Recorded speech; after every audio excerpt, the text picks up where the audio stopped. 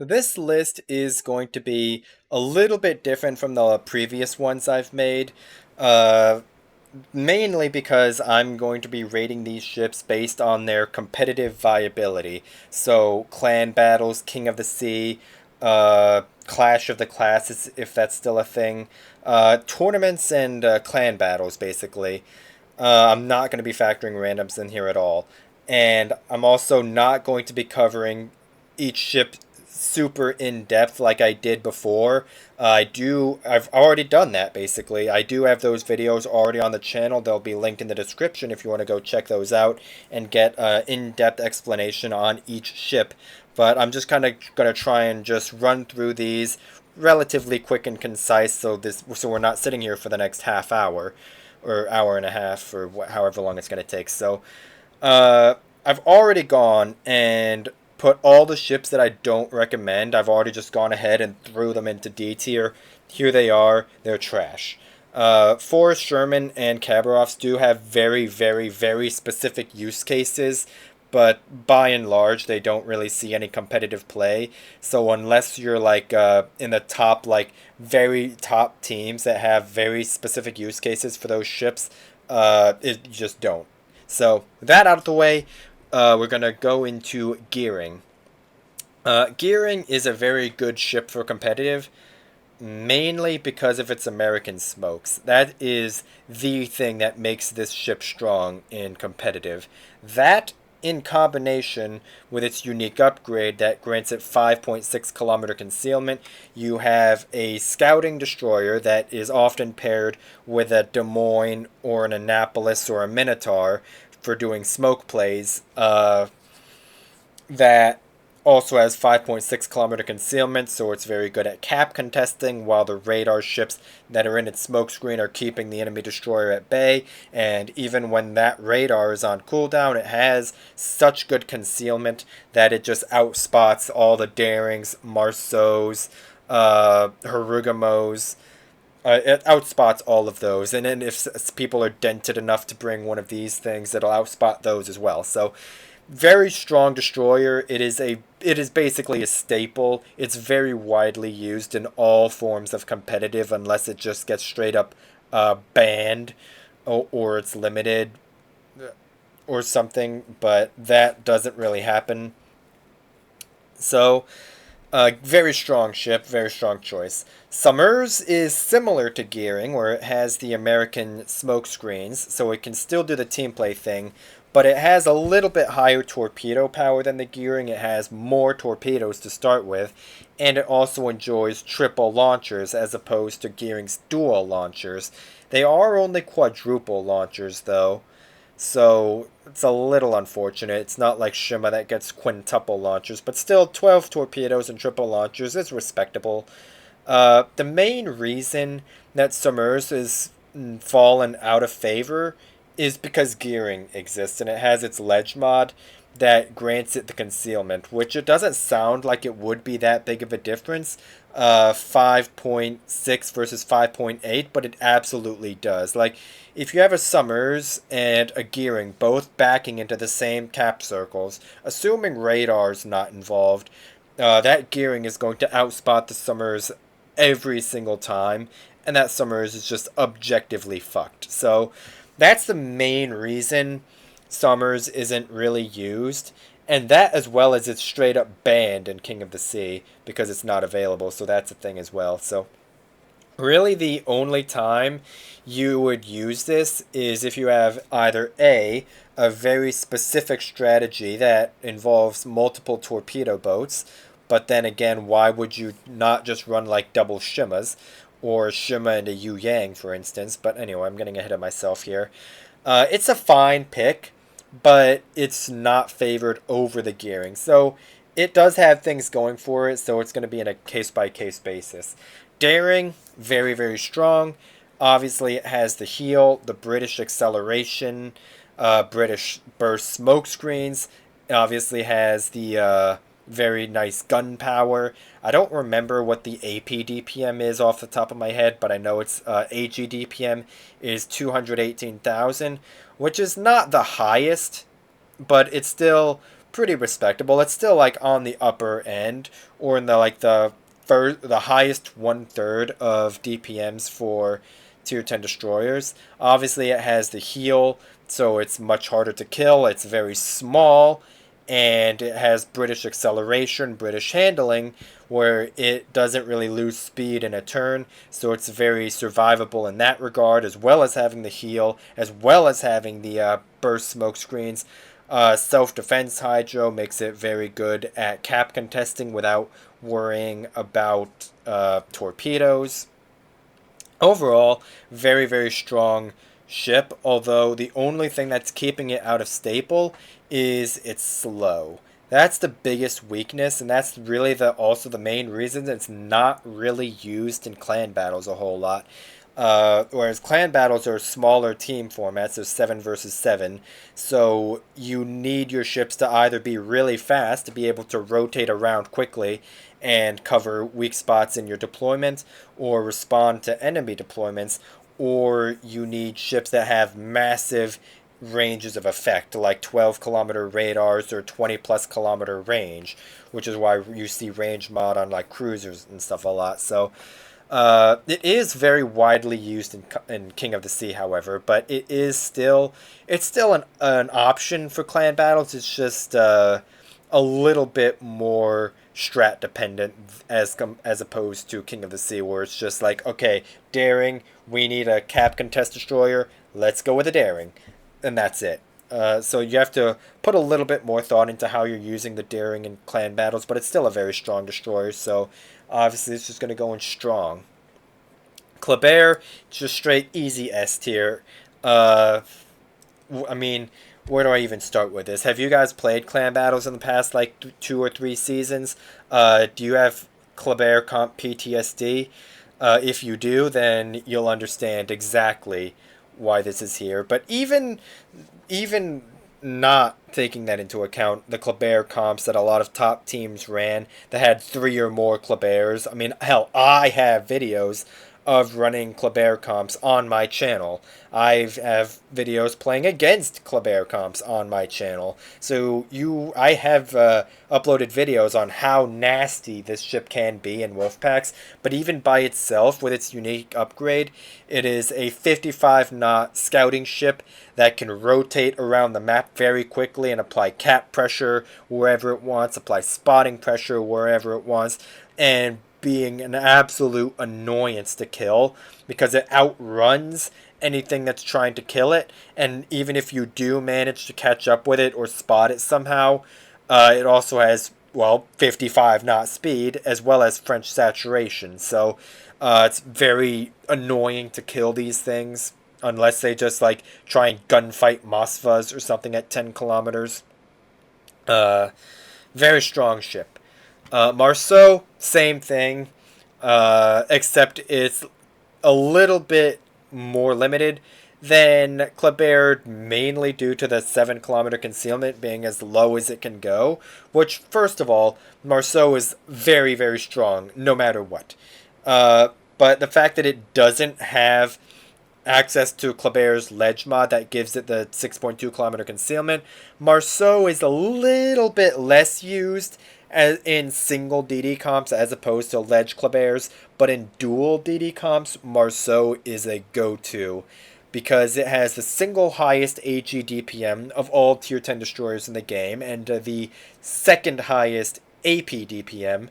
It goes 55 knots and it has French saturation and it has 7-kilometer concealment, which is still obscene for the gun power that it has. It is more used in double DD comps as opposed to single DD comps that favor the ledge Klebers, but Marceau is very, very strong as well. Z52 is really only seen in competitive on certain maps, and it's also only really seen in tournaments, like King of the Sea. And the reason for that is, unlike in clan battles, where you don't know the team that you're going to be facing, and you don't know the map that you're going to be playing, Z52 is a lot harder to fit into your overall comp, mainly due to the unpredictability of clan battles. In King of the Sea, it's widely used in on maps like what's the name of it? Northern Waters that have B cap in the middle of the island or the middle of the map with an island in the middle of the cap, Z52 and at the same time Z42. Or I would honestly switch these. I think 42 is better. But anyway, both of these ships are mainly used in King of the Sea and other tournaments for their ability to just hydro a cap for ages. They just dive into the cap with the island in it and just hydro the entire thing for ages and deny the enemy from having that. And their hydro is going to keep the enemy destroyer spotted for the friendly cruisers to try and take pot shots at it and dig that destroyer out. So they do have use cases, but they're mainly used in King of the Sea uh, for their hydro more often than not.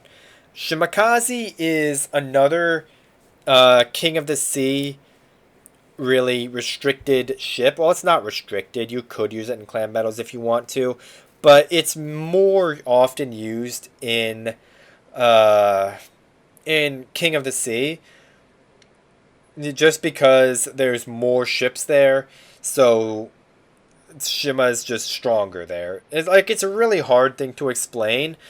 Clan battles are a lot more restricted because you have to have a specific role in mind for each ship that you take.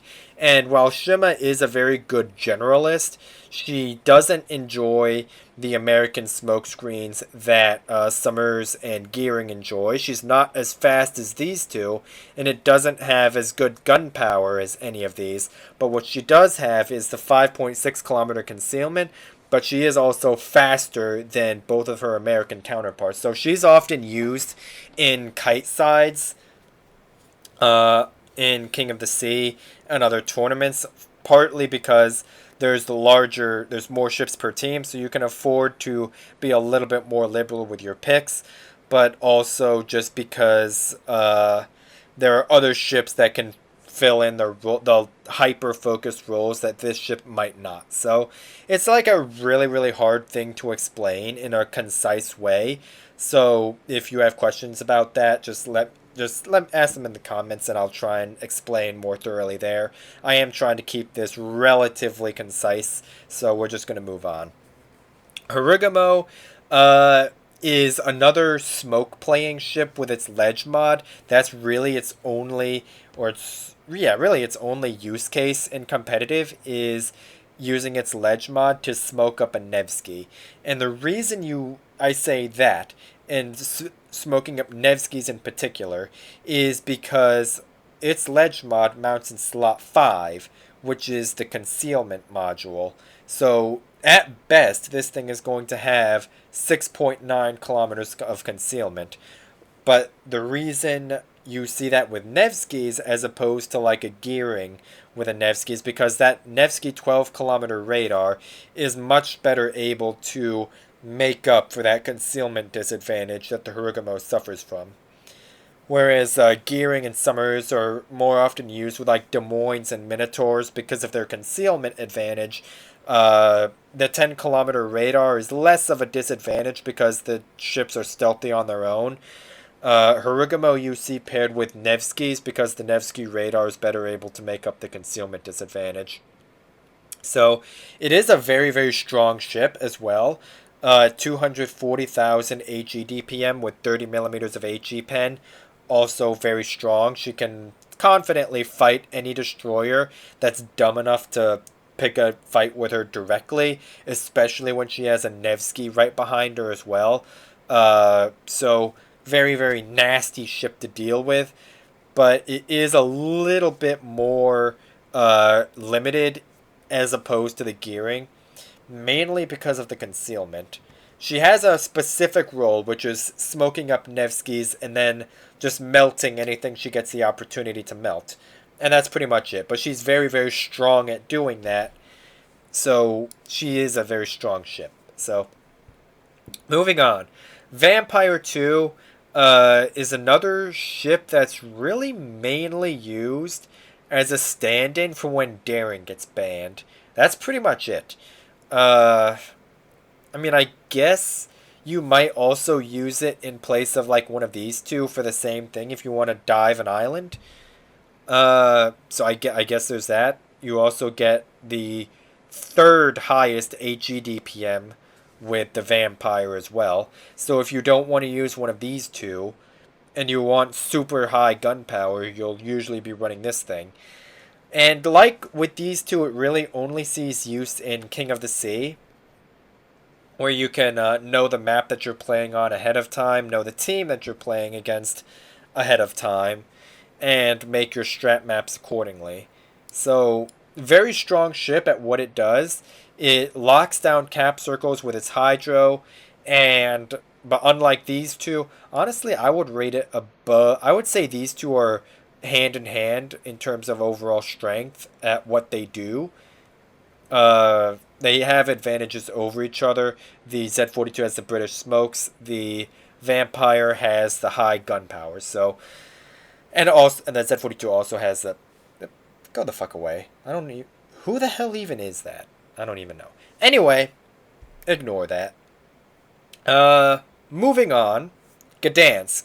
Gdansk is interesting. She's a very strong ship, like I explained in my other video with her where I covered tech tree destroyers. Kleber guns on a platform with smoke and radar. Very, very strong ship.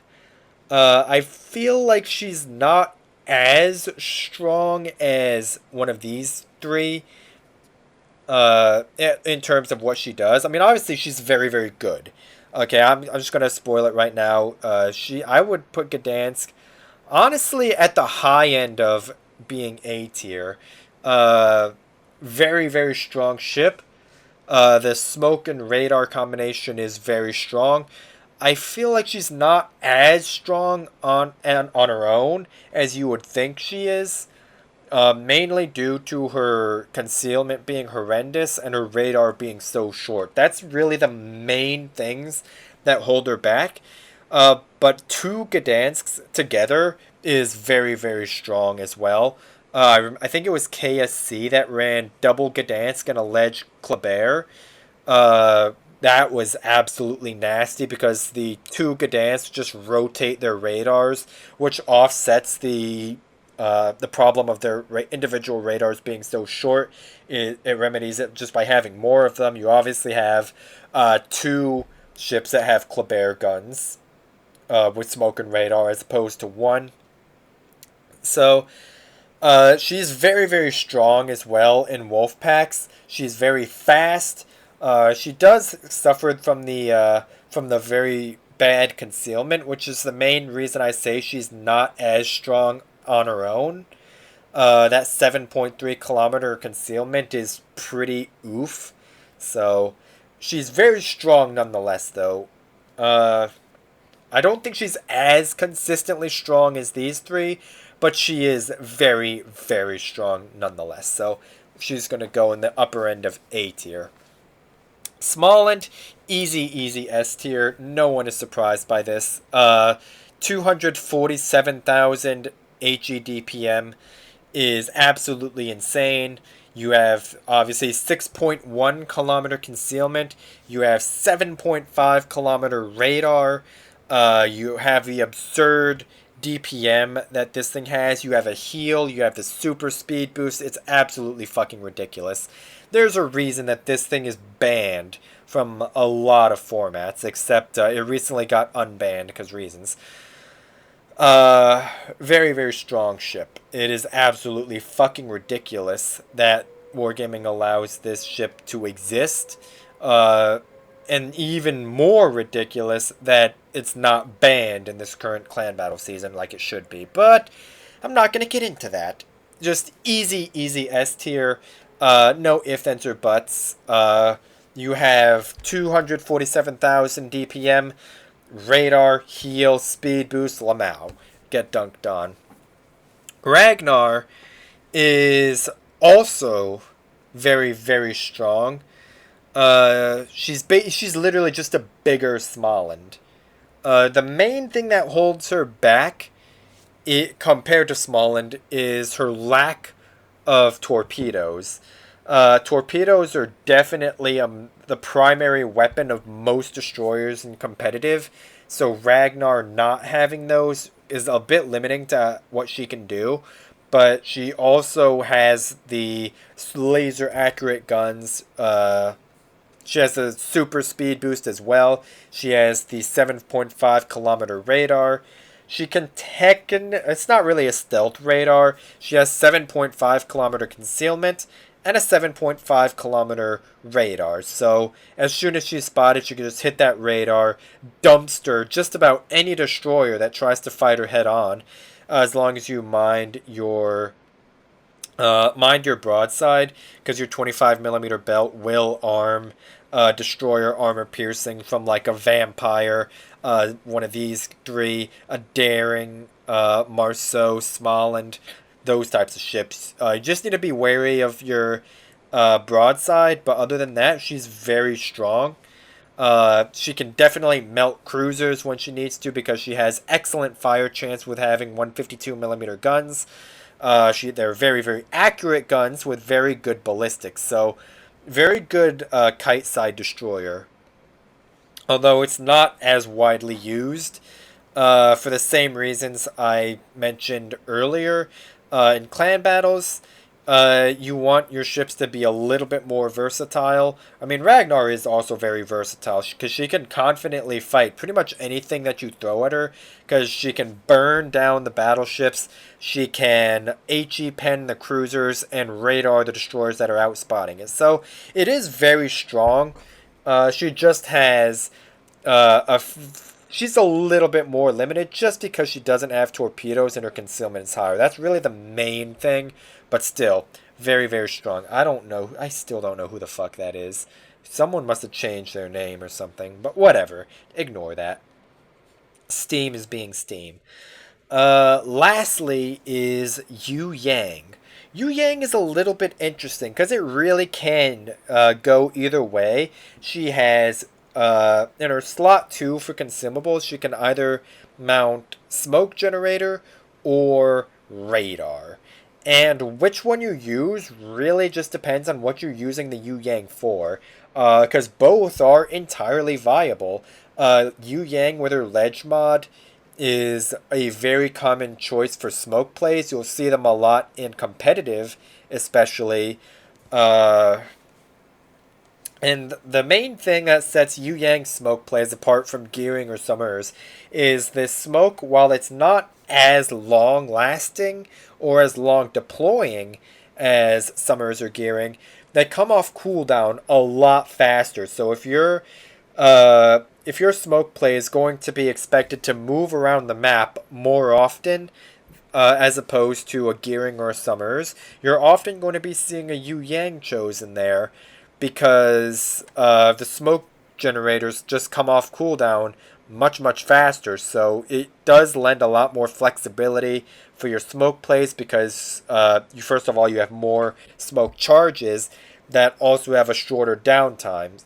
So it is a bit of a trade-off because you also have 6.5 kilometer concealment.